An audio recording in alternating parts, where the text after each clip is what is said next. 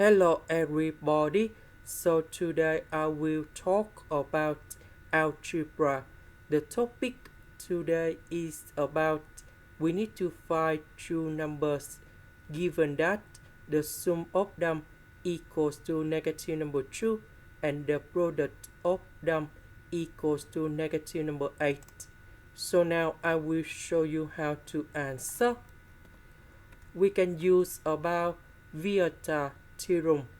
So in this situation, the sum that is about this one and the product that is about this one. So on the sum we have negative number 2. So in this situation, we choose about B equals to number 2, A equals to number 1. We put this one gone here. So we have negative number 2 because we have the negative sign. A equals to number 1, but the product is about negative 8. That means C equals to negative 8. Negative number 8 divided by number 1. We have negative number 8 for the product in here. And now we put A, B, C gone here.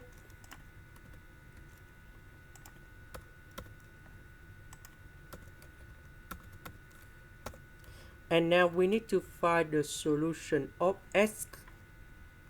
So we have S equals to number 2, S equals to negative number 4. And this is the final answer.